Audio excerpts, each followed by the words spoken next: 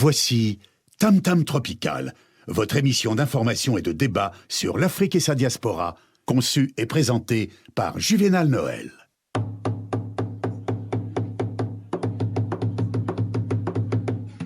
Plusieurs siècles avant la création du télégraphe, au cœur de la forêt équatoriale d'Afrique, les populations communiquaient déjà à distance, grâce au tam-tam. En un temps record, des messages étaient relayés dans plusieurs contrées. Tam Tam Tropical, l'Afrique chez vous, chaque mardi de 19h à 20h sur Radio Pluriel.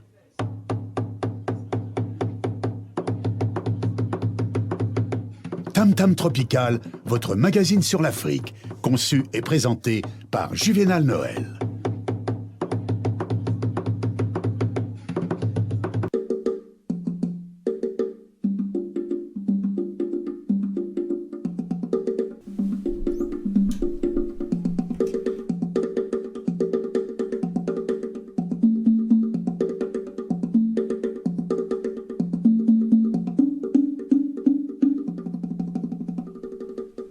Un titre à une de ce magazine, c'est les crimes du Sénégal, que le Human Rights Watch qui prépare un rapport accablant sur le rôle de la France. En effet, Sénégal a été condamné hier lundi 30 mai à la prison à vie pour crimes contre l'humanité, crimes de guerre, torture et viols commis durant sa présidence du Tchad de juin 1982 à décembre 1990. Dans ce magazine, nous trouverons donc un invité qui sera avec nous depuis Paris. Il s'appelle Makela Geblar. Makela Geblar, je ne sais pas si les gens en ligne me font un signe s'il est là. C'est le blogueur, non, c'est pas lui. Donc, il va nous rejoindre donc dans ce magazine, les journalistes tchadiens, blogueurs. Il fait bouger la toile sur la réalité politique sur le Tchad. On en saura davantage sur ce magazine dans quelques instants.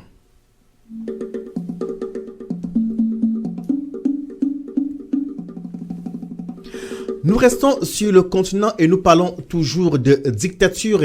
Et c'est samedi prochain, effectivement, que la grande marche citoyenne qui aura lieu donc à Paris, oui, c'est bien elle qui est au téléphone, c'est Gloria Edoussa qui est déjà en ligne avec nous pour nous parler de cette marche pour dénoncer les crimes commis au Congo. Gloria Edoussa, bonsoir. Bonsoir Gloria. On ne vous entend pas. C'est Serna qui n'a pas terminé la mise en marche. Oui, bonsoir. Comment allez-vous? Bien et vous? Très bien, merci. Que se passera-t-il samedi précisément à Paris? En fait, samedi 4, nous avons une marche. Nous organisons une marche pour dénoncer, en fait, c'est la marche de la colère. Hein. Oui. C'est pour dénoncer les problèmes qu'il y a, le hold-up électoral, les problèmes qui se passent dans le pool, hein, parce qu'il y a des massacres dans le pool. Et en même temps, la veille, le lendemain, c'est la date d'anniversaire aussi du coup d'État que Sassou a fait au Congo-Brazzaville. Mais Sassou Nguesso vient d'être réélu démocratiquement? Non, Sassou n'a jamais été réélu démocratiquement. Il y a Bien. eu des problèmes au niveau de... Gloria Edoussa, on vous laisse tranquille. On revient à vous dans quelques instants pour comprendre quelles sont vos sources d'informations et pourquoi vous dites que Sassou Nguesso n'est pas un président élu. On revient à vous dans quelques instants. Merci. Alors, il n'y a pas qu'une page triste sur le continent parce que d'un dictateur à un autre. Sur le plan local, le collectif des Maliens de la région Rhône-Alpes nous réserve un week-end assez intéressant sur le plan culturel. Ce sera de la réflexion, cinéma, débat. Dans ce studio, plusieurs invités pour nous en parler. À ma droite, M. Amara, bonsoir. Bonsoir. Comment allez-vous? Oui, très bien, tout va bien. Et vous? Très bien, merci. Ils ont l'air tous studieux. Je laisse donc le soin à M. Amara de présenter tout le staff qui l'accompagne. À votre droite, comment il s'appelle? Très bien, à ma droite, j'ai le secrétaire à l'information et à la communication qui s'appelle Jabir Touré. Comment? Jabir Touré. Jabir Touré, Monsieur Touré, bonsoir. Bonsoir. Vous allez être très studieux. Merci. Vous êtes timide ou vous êtes un peu... Alors, soyez décontractés, c'est indirect, c'est vrai. Et face à vous, M. Amara, comment s'appelle-t-il? Face à vous, à nous, oui, à ma gauche. Tout simplement, M. Sari Dambélé, qui est le secrétaire adjoint au développement. Beaucoup de secrétaires. On parlera du développement ce soir. On va dans le développement de toutes ces nouvelles, de tous ces titres et de bien d'autres dans quelques instants. Le temps donc que notre réalisateur, M. Sernan Nessibouloukou, des mains de maître, nous propose cette brève ponctuation musicale. Radio Pluriel, votre fenêtre sur le monde.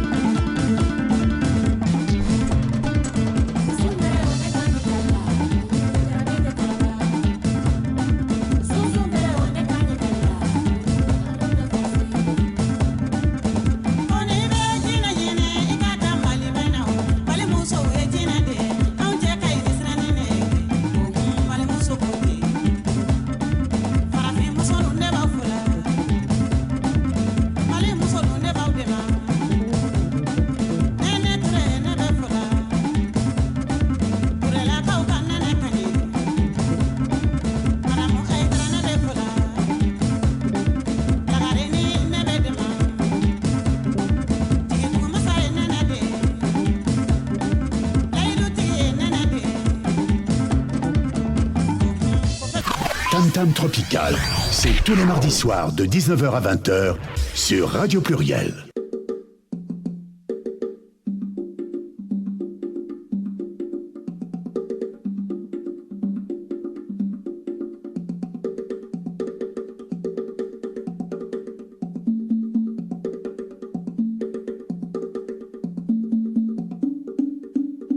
Mesdames, Messieurs, bonsoir. Nous sommes ensemble pour une cinquantaine de minutes d'informations et de débats sur l'Afrique et sa diaspora. Soyez les bienvenus. On va lancer un titre donc le week-end prochain, c'est-à-dire samedi précisément, il y aura une marche, dite grande marche citoyenne que le peuple congolais organise donc samedi prochain à Paris. Le titre c'est Le Congolais dit non. Le peuple congolais dit non. Et notre invitée de ce soir est l'organisatrice de cet événement qui nous disait en titre que M. Sassou Nguesso n'est pas un président élu démocratiquement. Gloria Dutsa, bonsoir, une fois de plus. Bonsoir. Alors, en titre, vous disiez que M. Sassou Nguesso n'est pas un président élu démocratiquement. Pourquoi vous dites des choses comme cela? En fait, parce que les choses n'ont pas été respectées, les cartes électorales n'ont pas été vérifiées, hein, on va dire ça comme ça. Vérifiées par qui? Par la commission indépendante. Gloria Dutsa, quand je vous entends, j'aimerais aussi vous poser cette objection que généralement aussi est présentée face à ce genre d'argument que en Afrique, généralement, lorsqu'une élection est organisée et que le président en place est réélu, l'opposition a toujours la même objection, à savoir l'élection a été truquée. Non, mais attendez, excusez-moi. Allez-y. Le président a été élu quand même à 60%. Bah oui, Combien d'opposants? tant mieux. Il était 9 opposants. 9 opposants il y a, au premier tour, 60%. Non, mais attendez. On peut aussi mettre cela au rang d'une désorganisation, d'une absence même d'organisation réelle au niveau de l'opposition congolaise. Gloria Dutsa. Non, moi je suis pas d'accord. Hein. Vous n'êtes pas d'accord? Non, je suis pas d'accord. Et puis en plus, tout a été truqué quelque part, puisque vous vous rendez compte, s'il était élu démocratiquement, pourquoi attendre 3 heures du matin pour déclarer comme quoi qu'il était élu, qu'il a été élu? Pourquoi ne l'avoir pas fait ouvertement et pourquoi avoir coupé le Congo pendant 5 jours d'électricité, de tout, des médias et alors, qu'il soit élu? Concrètement, à la suite de l'élection présidentielle au Congo, il y a eu des massacres aux poules. Oui. À ce jour, quelles sont vos informations par rapport à ces événements-là? Bah, à ce jour, il y a toujours des massacres aux poules, même si, d'après ce qui est dit, oui. D'après ce qui est dit, les massacres continuent toujours aux poules, puisqu'il est à la recherche du passeur Fini. Alors, comme il cherche le passeur Fini, il bombarde un peu partout. Quoi. Gloria, dites-moi, en toute franchise, c'est vrai qu'il y a quelques semaines, nous avons eu le représentant de, comment on appelle cette organisation? C'était pas Africa. Alors, le nom m'échappe.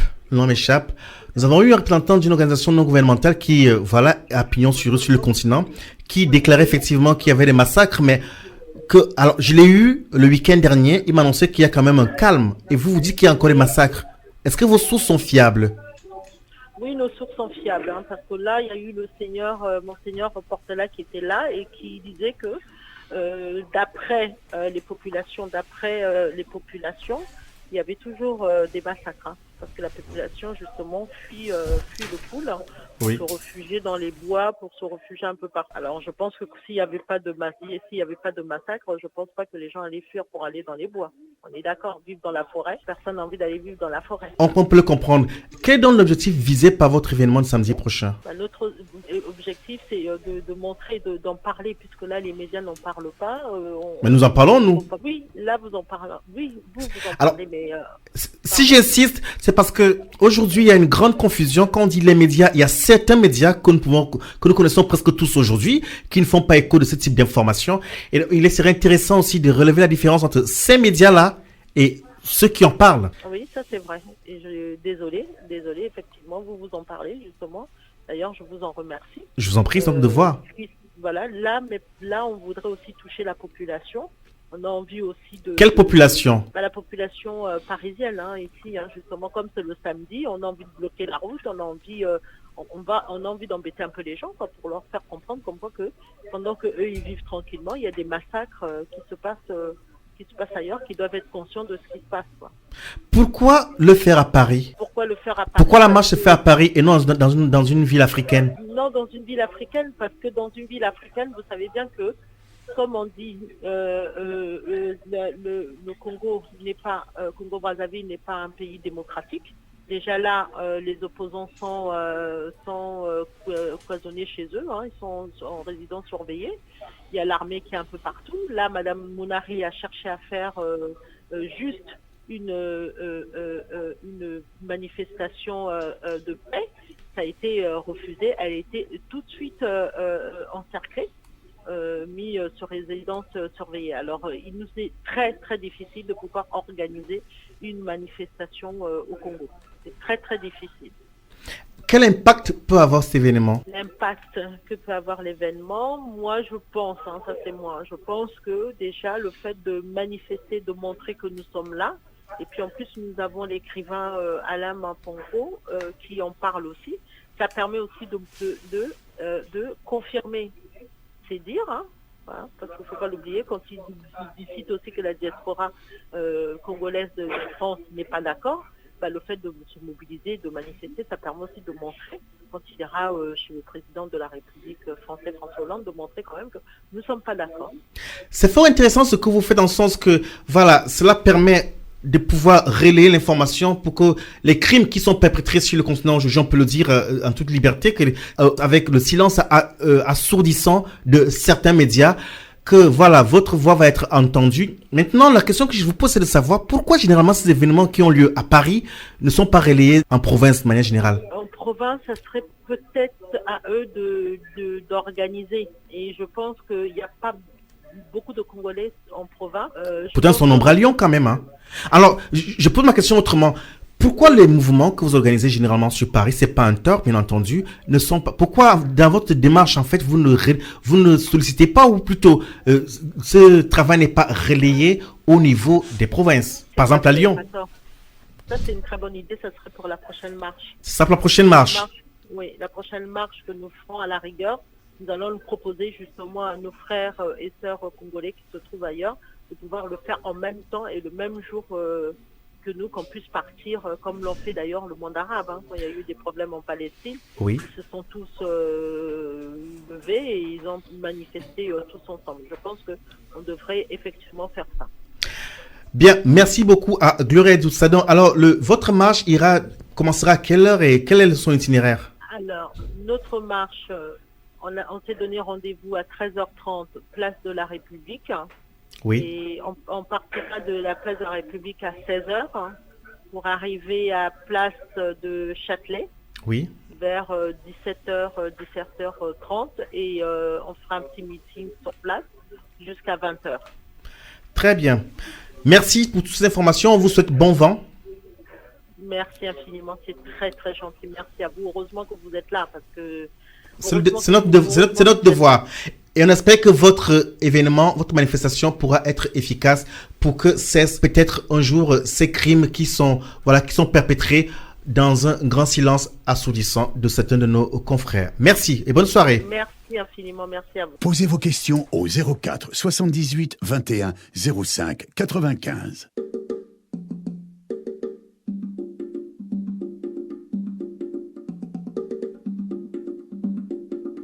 Nous restons donc sur le continent où Hissène Habré a été condamné lundi 30 mai dernier, c'est-à-dire hier, à la prison à vie pour crimes contre l'humanité, crimes de guerre, torture et viol commis durant sa présidence du Tchad de juin 1982 à décembre 1990.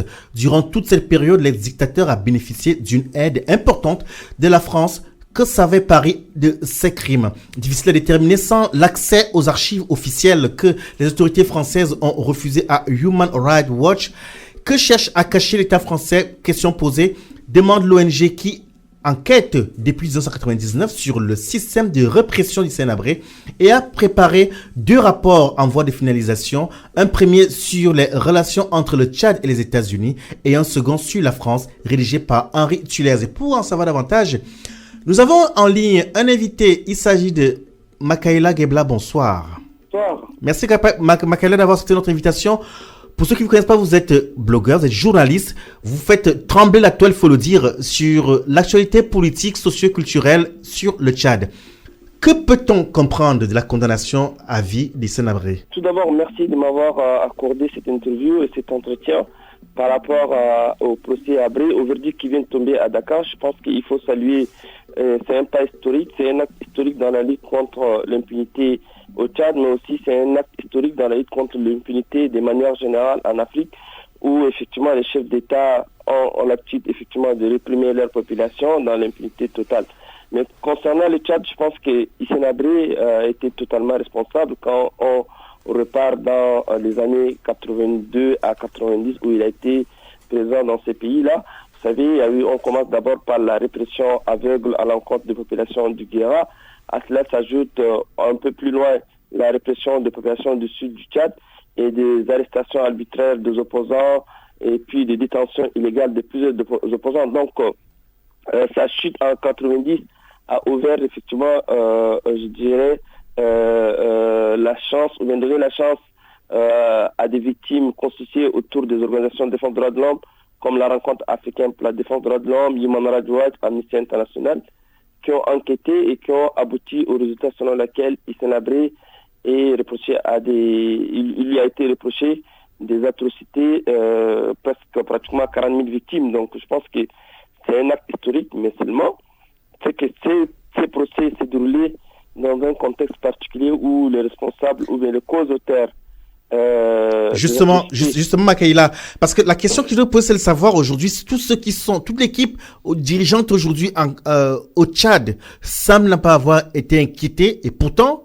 on sait très bien que certains ont quand même ont eu des hautes responsabilités du temps d'Hissène Habré. Absolument, c'est une bonne question, parce que vous savez, il y a des co-responsables, je pense à M. Idriss Déby, qui était chef d'état-major, je pense aussi aux responsables de la direction de la documentation et de la sécurité et de la police politique répressive. Makaïla, il faut préciser que, je vous coupe, pardonnez-moi, il faut préciser que Idriss Déby dont vous parlez, c'est le président actuel du Tchad quand même. Absolument, justement, Idriss Déby était chef d'état-major de 90 jusqu'à 88 avant d'aller en rébellion et revenir reconquérir le pouvoir en 90.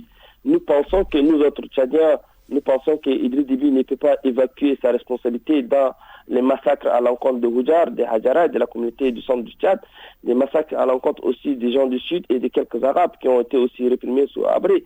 Donc nous pensons que la communauté internationale devait faire un procès inclusif avec les responsables de la DDS, avec ici surtout Idriss Déby qui devait au moins être entendu. C'est ce qui a été retenu dans les accords des chambres africaines extraordinaires. Mais contre toute attente, comme Idriss Déby est au pouvoir et qui bénéficie selon la communauté internationale d'une protection. Et donc nous pensons que le procès, même s'il a été tenu, mais il ne tient pas compte effectivement des aspirations réelles du peuple tchadien qui attendait plutôt que ce procès épinglé, je dirais, Idriss Déby et d'autres responsables. Makaïla, certains observateurs affirment que le procès contre Hissène Habré, un simulacre de procès de la France-Afrique. Que répondez-vous à cela? Écoutez, Hissène Habré lui-même est un fruit, effectivement, des Occidentaux, notamment de la France, qui l'avait aidé dans les années 80 pour le porter au pouvoir. Et aujourd'hui, Hissène Habré, effectivement, crie au scandale parce qu'il estime que c'est la France-Afrique qui l'a déposé, parce que la France-Afrique, ces réseaux mafieux, ces réseaux de chefs d'État solidaires entre eux, qui est porté par la France. Nous pensons que aujourd'hui, Hissène Habré est victime d'un système qui lui-même il a été inclus, mais que tout ce que pour nous Africains, nous souhaitons que franchement le procès doit être juste et équitable. Et donc c'est comme ça qu'on pourrait comprendre la responsabilité des Occidentaux qui ont aidé certains dirigeants africains, comme Hissène Habré, comme Denis Sassou Nguesso, comme d'autres présidents africains.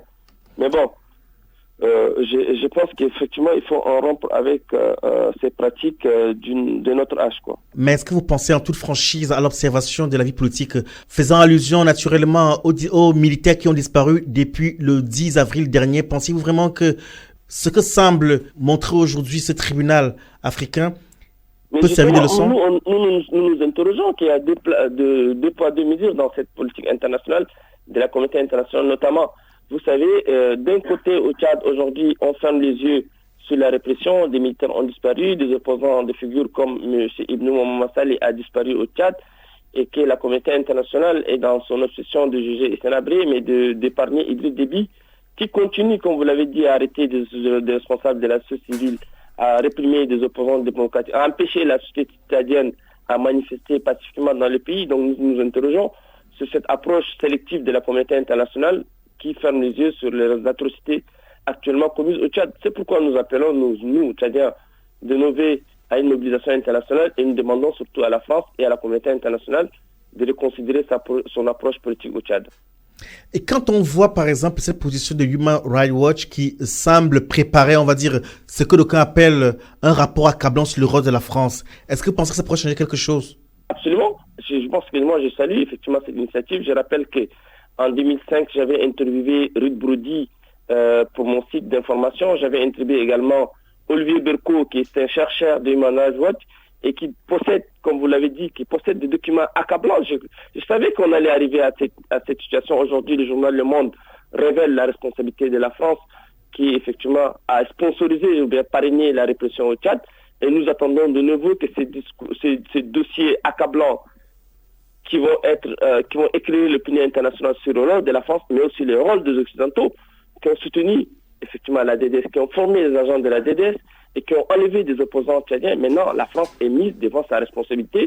Je pense que les autorités françaises aujourd'hui, soit elles vont lâcher Idriss Déby qui est au pouvoir et puis éventrer tout le document qui incrimine Idriss Déby. Et puis, à ce moment, je pense que la communauté internationale va interpeller et qu'Idriss Déby doit aussi rendre compte à la justice internationale et à la justice africaine. Très bien, affaire à suivre. Merci beaucoup, Makaela, pour tous ces éclairages. On espère vous avoir une prochaine fois pour nous éclairer sur la situation politique, socio-culturelle au Tchad. Merci. Vous écoutez Tam Tam Tropical sur Radio Pluriel. Un peu de respect. Appelez-moi plutôt Excellence Chevalier Roga Roga.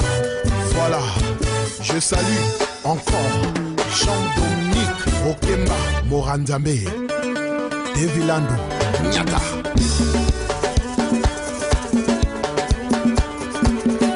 Le mystère existe parce qu'il y a des mystérieux. Romy Oyo, Didier Megowa, Mesmer Gonkama Mima, Achille Plantation, Abongi, Yelo Samba Panza.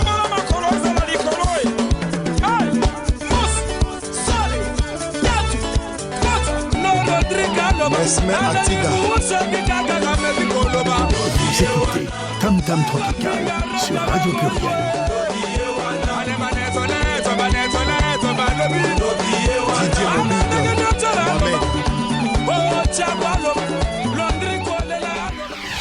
Vous écoutez Tam Tam Tropical sur Radio Pluriel.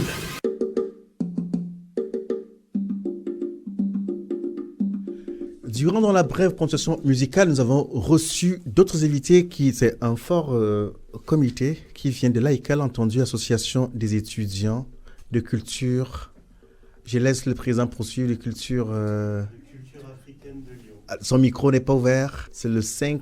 Oui, alors, l'AICAL, c'est l'association des étudiants. Des étudiants de culture africaine de Lyon. Très bien. Dans le micro, monsieur le président, il s'appelle monsieur Hamza Kwanda. Bonsoir et soyez le bienvenu. Bonsoir. Comment allez-vous? Très bien, et vous? Il est accompagné d'une forte délégation et d'une charmante demoiselle. C'est pas la parité, mais ils ont quand même pensé avoir une demoiselle dans leur équipe, peut-être pour... Non, mais c'est le résultat des suffrages et des candidatures. Donc, parce qu'il y a eu élection, c'est ça? Oui, il y a eu élection. À l'africaine ou bien non, comme en Europe? C'est la démocratie. Démocratie. En préparant cette émission, j'ai entendu dire que voilà, nous avons commencé à travailler et comme ils ont vu que ça commençait à être intéressant et du coup ils sont arrivés. Je ne colporte pas les ragots, nous allons vérifier si effectivement votre élection a été une élection démocratique. Et je dis bonsoir à la nouvelle chargée de communication. Bonsoir mademoiselle. Bonsoir. Comment allez-vous? Bien, et vous? Très bien, merci. Comment vous appelez? Yanati Kouyaté. On revient avec vous dans quelques instants. Le temps donc de voir ce que prépare le collectif des Maliens de la région Rhône-Alpes. Alors monsieur Amara, concrètement, qu'y a-t-il de particulier dans l'événement qui se passera le week-end prochain? Ce qu'il y a de particulier, c'est très simple. D'abord, j'ai dit aussi bravo à l'AICAL, que je connais par ailleurs. Mais ce qu'il y a de particulier, c'est qu'on a un invité d'honneur cette année qui s'appelle donc Souleymane Cissé, qui est le cinéaste malien, qui a eu le prix de Cannes en 87 avec son film Yélène. Oui. Et qui vient présenter donc son film qui a été présenté l'année dernière à Cannes, qui s'intitule Oka, ce qui signifie notre maison, qui est un film fait sur les questions d'expropriation. Ça coûte combien tout cela? On est soutenu par des partenaires lyonnais et Oui, allez-y, n'ayez pas peur. Donc on est soutenu par des partenaires lyonnais. Ce que nous, on n'a pas les fonds propres pour inviter tout ce beau monde, à part nos propres cotisations. Donc on a des subventions qui nous permettent d'organiser tout ça. Ce qui est très intéressant, c'est la solidarité qui s'organise autour du collectif des Maliens de la région Rhône-Alpes. Et je tiens à l'apprécier ce soir parce qu'effectivement, c'est ce que nous souhaitons. On aimerait quand même voir généralement ces associations qui existent vivre dans une réelle dynamique. Ces structures, voilà, d'origine qui souvent parlent de plusieurs voix. Et alors, pour comprendre, quels sont les grands moments qui vont ponctuer cet événement? 2 voire 3 moments importants. Le premier moment important, c'est celui du vendredi soir, où on a 2 conférenciers qui viennent parler de la place des langues au Mali, et de manière générale en Afrique, et aussi un deuxième conférencier qui parlera des politiques de reconstruction et de réconciliation au Mali, donc qui est aussi un chercheur de l'ESS, et l'autre un chercheur malien qui est donc à l'université de Bâle. Quand on parle de reconstruction, on parle de développement, et à ma gauche, face à M. Amara, c'est M. Dembélé Sarri. Bonsoir, soit de plus. Bonsoir. Bien, pour comprendre, c'est vrai que la délégation, on va dire la diaspora malienne a toujours brillé par son investissement sur le Mali. Au niveau de la région Rhône-Alpes, que faites-vous? Qu'est-ce que nous faisons? Nous essayons justement de nous regrouper. Ça, c'est clair. En termes de manifestations, on va dire des réalisations concrètes, à votre actif aujourd'hui? Alors, à notre actif aujourd'hui, nous essayons de mener des projets. Lesquels, par exemple? Des projets de création des projets de création pour le Mali. Par exemple? Alors, on essaie de faire des projets Dans le micro, s'il vous plaît. Des projets multisectoriels. Par exemple? Alors, ça peut aller aussi à la création de projets pour les femmes, la création de micro-projets. J'insiste parce que nous sommes entendus aujourd'hui grâce à la magie des ondes via les réseaux sociaux aujourd'hui. Nous avons la possibilité d'être entendus sur le Mali. Nous avons même dans notre page Facebook de émission Tam Tam des Maliens qui sont amis de l'émission et qui sûrement, même s'ils n'écoutent pas en direct, vont écouter en streaming. Qu'est-ce qui peut leur faire rêver, Monsieur Amara? Qu'est-ce qui peut faire rêver le Mali et l'Afrique de manière générale? Nous, on a 2 projets importants pour compléter donc mon collègue. D'abord, un projet sur le dialogue, la paix, un projet de reconstruction qui a consisté à outiller des techniciens du Conseil régional de Tombouctou sur comment on dialogue en période de crise. Premier projet. Deuxième projet, et nous, ça a été vraiment des projets phares et qui permettent de rêver encore, ça a été un projet tout simplement de formation des Maliens de la diaspora sur comment dialoguer davantage en période de crise. Donc ça a été une formation avec une association qui est outillée dans ce cadre pour dire voilà, en période de crise, voilà ce qu'on pourrait faire. Et le responsable de la communication qui devrait quand même nous dire en quoi consiste son rôle concrètement. On sait que le Mali a été durement frappé par, c'est le cas de le dire, par les terroristes. En termes de communication, est-ce que c'est évident de parler du développement et tout cela alors qu'aujourd'hui, les familles sont endeuillées au pays? Merci, M. Touré Jabir. Effectivement. Merci, M. Noël Jouvenel, pardon. C'est bien moi. Voilà, donc moi, mon rôle en termes de communication, c'est vraiment informer, sensibiliser les communautés maliennes. Quels sont les outils que vous utilisez pour toucher les Maliens? Alors, il faut savoir quand même que nous avons un site internet déjà. Est-ce qu'il s'est visité? Très, très visité. Il est fourni? Oui, effectivement. Le site, c'est www.cmra.fr.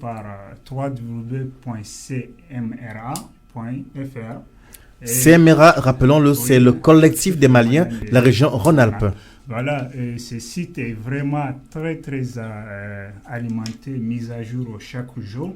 Chaque jour? Chaque jour même, c'est moi-même qui s'occupe du site. Donc, j'ai fait de telle sorte que les sites soient mis à jour chaque jour. Nous avons aussi une page internet. Si c'est chaque jour, quelles sont les informations que vous y mettez alors? Alors, les informations sont particulièrement des informations liées à l'actualité malienne. La société politique, sociale... Dans tous les domaines. Alors, la société malienne au Mali ou dans la diaspora? Où se trouvent les Maliens? Alors, pour le cas de la région Rhône-Alpes, que se passe-t-il de si intéressant pour alimenter le site? Je vous dis. Alors, il faut savoir quand même qu'au niveau des collectifs de la région, on essaye de mettre tout ce qui concerne les rencontres entre l'ASSO et nos partenaires. Oui. mais aussi nous avons mis en place ce qu'on appelle un édito spécial dans lequel on essaie de décortiquer et décrypter l'information, l'actualité. Quand on dit édito, quand on parle d'information, ça veut dire que vous avez quand même des gens formés. Mais bien sûr. Dans la communication. Bien sûr. Des journalistes. Exactement. Dans la région Rhône-Alpes. Où sont-ils?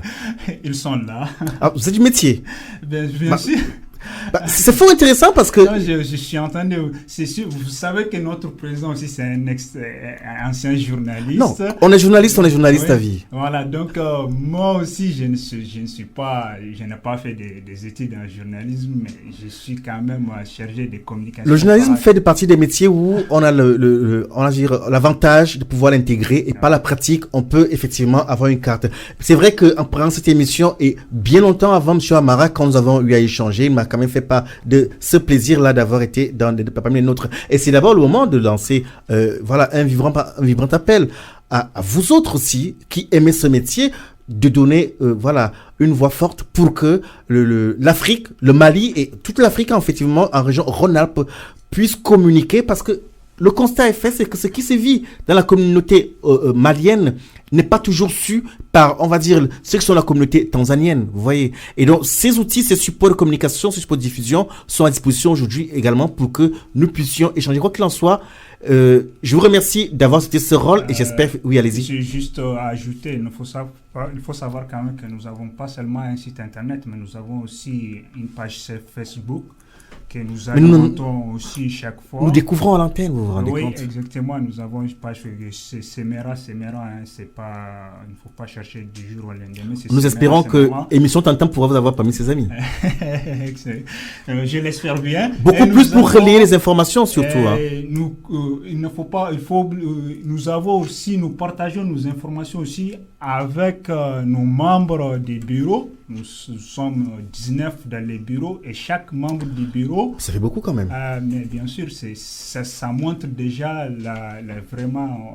Alors, pour comprendre de manière pratique aujourd'hui, quelles sont les principales informations que vous, en tant que responsable de communication, vous mettez en ligne régulièrement?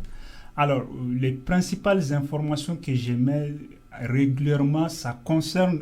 Tout dépend de l'actualité malienne. C'est ces derniers jours. De ces derniers jours, nous avons deux grandes informations. Lesquelles? À savoir une attaque au nord du Mali. Encore? Oui, une attaque contre l'aménagement de la force onusienne au Mali. Et une deuxième information qui concerne les festivals qui s'approchent, qui dans une semaine, il va falloir rappeler.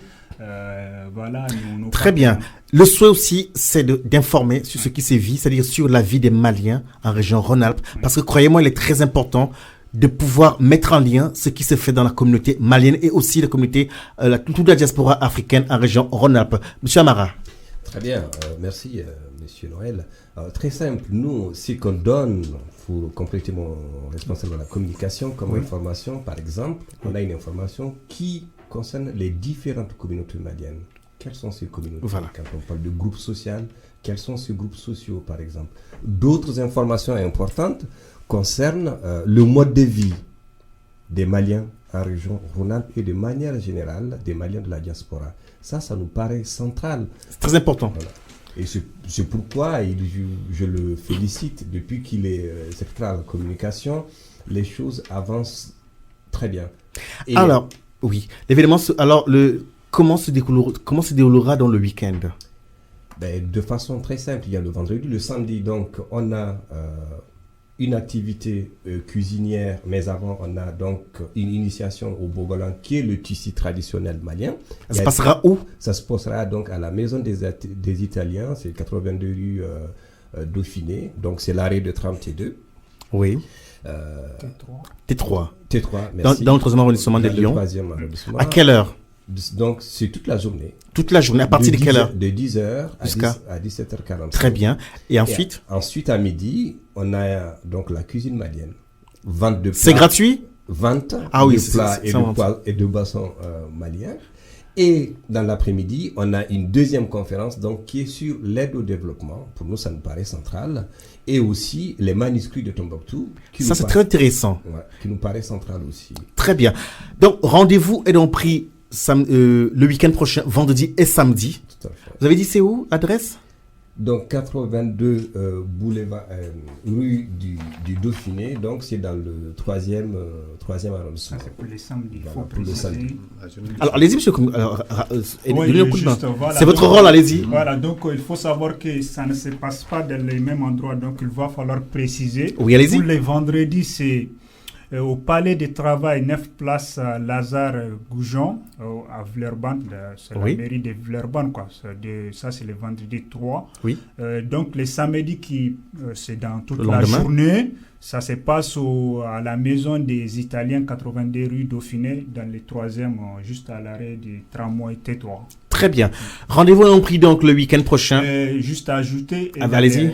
dans la soirée, les débats ciné qu'il ne faut pas oublier, qui concernent les derniers films des cinéastes maliens sous le Mansissé.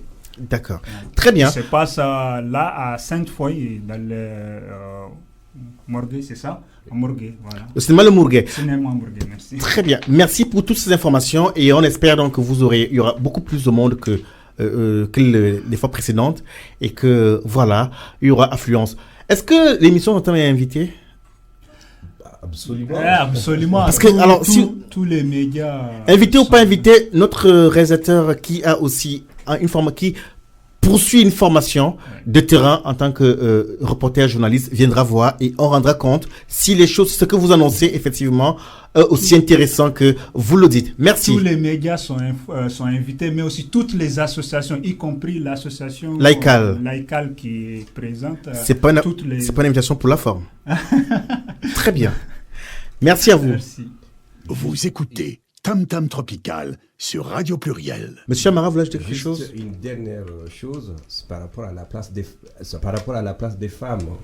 Vous disiez tout à l'heure qu'il y a plus d'hommes que de femmes dans cette salle. Dans ce studio. Dans ce studio. Elle n'est pas intimidée, elle a précisé. Elle n'est pas intimidée, c'est très bien, je l'encourage vivement. Au mois de novembre, le 18 et 19 novembre 2016, on aura comme invité principal cette fois-ci une écrivaine malienne qui s'appelle donc Fatoumata Nyare Keita, qui a écrit Souffert. Souffert, c'est l'excision. Nous en reparlerons. Merci pour toutes ces informations. Non, place donc à nos amis de Laïcal et j'invite donc la chargée de communication laïcale de prendre son casque pour qu'elle puisse s'entendre. Et on va découvrir donc le nouveau bureau de Laïcal, entendu Association des étudiants de culture africaine des Lions. Je m'arrête toujours pour voir si effectivement le nouveau président qui s'appelle Monsieur Hamza Kouanda, qui était récemment élu le week-end dernier. À combien de voix? Oui, tout à fait. J'ai été élu samedi dernier à l'unanimité. Bon, à l'unanimité? Ce n'est pas bah, dis donc, c'est curieux quand même. Oui, tout à l'heure, vous avez lancé la boutade de la dictature, mais je tiens à rappeler que ce n'est pas un score soviétique. C'est juste que l'opposant, enfin, on va dire la personne qui était en compétition s'était désistée. Pour quelle raison? Parce que cette personne-là, en toute honnêteté, a jugé qu'il fallait plus soutenir ma candidature. Parce que vous avez le charisme et l'étoffe qu'il faut, c'est ça? Non, je n'ai pas cette prétention-là. Mais j'aimerais comprendre pourquoi vous êtes élu à l'unanimité. Il n'y a pas de mal. Oui. Mais c'est plus que dans les démocraties russes. Oui, mais c'est parce que il faut rappeler que j'ai une longue expérience dans cette association-là. J'avais occupé le poste de secrétaire général il y a de cela 2 ans et demi et je n'avais pas souhaité me représenter. Pour quelle raison? Parce que justement, je trouvais qu'il fallait laisser la place aux autres, qu'il fallait... Vous êtes gentil, vous? Non, ce n'est pas une question de... Et pourquoi laisser sa place? Parce que c'est ça qui fait la vie d'une association. Lorsqu'une association repose uniquement sur des personnalités, oui. Le problème c'est que nous sommes des étudiants et lorsqu'on arrive en fin de cycle et que l'association a toujours été portée par les mêmes individus, lorsque ces individus-là terminent leur parcours, l'association... Elle se meurt. Elle se meurt. Donc j'avais trouvé intéressant qu'il fallait lancer cette dynamique-là. Mais... en quittant mon poste de secrétaire général, oui. J'ai toujours été à la disposition de cette association-là en accompagnant chaque bureau. Bien, félicitations monsieur le nouveau président et c'est là où donc je donne la parole à votre nouvelle chargée de communication qui s'appelle Mademoiselle Kouyaté Yanati. Bonsoir une fois de plus. Bonsoir. Pas du tout intimidée. Non, toujours pas. Qu'est-ce qui vous a valu dans cette élection? Alors, comme le président, j'ai été élue à l'unanimité. Je pense que ils ont fait le choix du projet que nous avons présenté et non le choix de la personne en tant que telle. Je crois que voilà. Alors, vous dites que vous avez été élu sur un projet. Oui, on a tous été élus sur un projet. Quelles sont les grandes lignes de ce projet, Monsieur le Président? Les grandes lignes de ce projet-là sont ont été présentées. Lesquelles? Donc du coup, nous avons proposé d'organiser une journée d'intégration des étudiants africains. C'est pas nouveau ça. Ça va être la deuxième édition. C'est un projet que j'avais porté. Alors c'est plus votre projet à vous? Oui, mais c'est l'association qui porte ce projet-là, mais il y a des nouveautés. Mais est-ce que alors pourquoi j'insiste? Si vous voulez, je vous liste d'abord ce qu'on a prévu de faire. Bon, il y a des choses qui ont été reprises, comme la journée d'intégration des étudiants africains de Lyon. Donc on espère co-organiser avec toutes les associations africaines de Lyon le repas de fin d'année pour justement les fêtes de fin d'année, un dîner mensuel qui sera consacré, on va dire, à un pays en particulier, pour mettre un pays à l'honneur. Parce qu'avant, on faisait un concours culinaire qui consistait à opposer deux pays. Mais cette fois-ci, on fait le choix de mettre un pays à l'honneur. C'est compris. L'art culinaire. Moi, je vous prends la parole et je voudrais poser la question de savoir, est-ce qu'il y a une réelle continuité d'une équipe à une autre, d'année en année? Oui, il y a une réelle continuité puisqu'il y a des activités qui sont reprises et qui perdurent. Par exemple, j'ai eu l'honneur d'initier l'arbre à palabres quand j'étais secrétaire général. Il y a combien d'années? Il y a de cela 2 ans et demi, et j'ai la joie de voir que ce cadre de débat-là, intitulé Arbre à palabres, persiste. Il y a aussi la semaine des cultures. Oui, je confirme, oui, allez-y. La semaine des cultures africaines qui existe toujours et qui a de mémoire plus de 9 ans. Donc il y a des choses qui persistent. Il y a le tournoi de foot co-organisé avec Kwanzaa, qui est l'association des étudiants africains de Lyon 1. Donc il y a des choses qui sont... J'arrive. Voilà, justement, la question que je vais poser, c'est de savoir si entre les ingénieurs à formation à Kwanzaa, qui sont à l'ENSA, et vous travaillez ensemble réellement, parce qu'il y a quelques années en arrière, on a vu des choses ensemble, mais ces derniers temps, il n'y a pas grand-chose, voire rien du tout. Pourquoi? Non, mais parce qu'il y a des choses, à un moment donné, c'est vrai que les choses étaient on va dire, en quasi-léthargie. Mais ces derniers temps... Pourquoi cette léthargie, effectivement? Qu'est-ce qui se passe? Ça dépend du dynamisme, on va dire, et de la volonté des bureaux qui se succèdent. Disons les choses clairement. Pourquoi on a ce sentiment que d'un bureau à l'autre, d'une équipe à une autre, d'une année à une autre... En fait, est-ce que c'est une guerre d'ego? Non, pas du tout. Je pense que ça... Il n'y a pas une réelle continuité. Parce que, alors je vous dis des choses, je l'ai dit comme une boutade, mais c'est une vérité. En préparant cette émission, effectivement, c'est un devoir d'essayer de recouper les informations, de savoir le nouveau bureau qui a été élu, qui sont-ils? Presque tous des nouveaux, par rapport à l'équipe précédente, presque. D'accord. Et il n'y a pas, c'est pas mal. Ça laisse croire que d'une année à une autre, en fait, ceux qui sont en place sont déboutés. Non, je pense que ça serait mal percevoir la réalité que de dire cela, parce que... C'est une question. Et là, je vous prends la parole pour donner la parole donc à votre secrétaire général, monsieur Mohamed Fofana. Bonsoir. Bonsoir, monsieur. Comment allez-vous? Ouais, ça va. Vous êtes venu en grand renfort et j'aimerais bien entendre le son de Claude Tout un Chacun. C'est une même équipe, c'est une même chapelle. Qu'est-ce qui vous a valu votre élection? Outre le projet, parce que là, je suis surpris qu'il y ait un réel projet et c'est tout à votre honneur. En fait, moi, mon élection ne m'a pas surpris parce que, voilà, vu la motivation que j'ai dégagée pendant la préparation de mes candidatures et le projet que j'ai fait une bonne campagne, c'est ça? Et le projet que je portais pour le poste de secrétaire général. Donc, vu ces projets, j'ai été élu à l'unanimité. Vous savez, il n'y a pas de mal. Je précise que c'est très intéressant de voir que l'équipe qui vous a élu, voilà, c'est parce qu'à l'unanimité.